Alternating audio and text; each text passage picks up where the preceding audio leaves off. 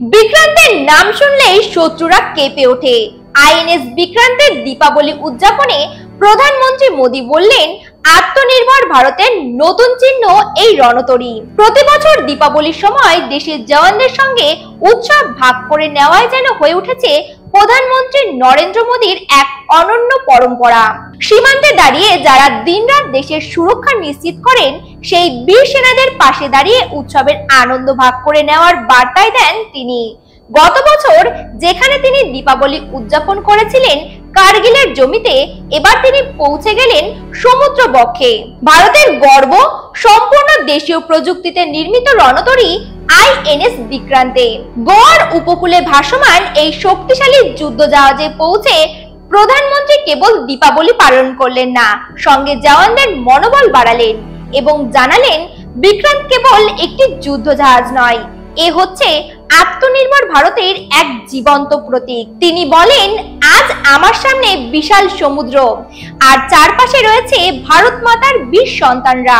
এই মুহূর্তটা আমার জীবনের অন্যতম স্মরণীয়। আপনাদের সঙ্গে দীপাবলি উদযাপন করতে পারা আমার গর্বের। আইএনএস বিক্রান্ত ভারতের প্রথম দেশীয় প্রযুক্তিতে নির্মিত এয়ারক্রাফট ক্যারিয়ার।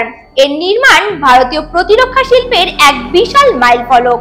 চলতি বছর অপারেশন সিঁদুরের সময় এই যুদ্ধ জাহাজের সক্রিয় প্রস্তুতি ও ভূমিকা নিয়ে রীতিমতো চর্চা হয়। প্রতিরক্ষা মন্ত্রী রাজনাথ সিং সহ একাধিক উচ্চপদস্থ আধিকারিক জানিয়েছেন, পাকিস্তানের বিরুদ্ধে প্রয়োজনে আক্রমণে নামার জন্য সম্পূর্ণ প্রস্তুত ছিল বিক্রান্ত। প্রধানমন্ত্রী মোদী বলেন, বিক্রান্তের নাম শুনলেই শত্রুরা কাঁপতে শুরু করে। কয়েক মাস আগেই এই যুদ্ধ জাহাজের উপস্থিতি সমুদ্রের ঢেউয়ের সঙ্গে পাকিস্তান জুড়ে আতঙ্ক ছড়িয়ে দিয়েছিল। অপারেশন সিঁদুরের সময় পাকিস্তানকে প্রায় হাঁটু গেড়ে বসতে হয়েছিল। বিক্রান্ত শুধু একটি রণতরী নয়, এটি ভারতের আত্মবিশ্বাস ও শক্তির প্রতীক। এই বিশেষ উপলক্ষে বিক্রান্তে আয়োজিত হয় একটি সাংস্কৃতিক অনুষ্ঠান, যেখানে নৌসেনার জওয়ান ও আধিকারিকরা নিজেরাই গান রচনা করে এবং সুর দিয়ে প্রধানমন্ত্রীকে শোনান।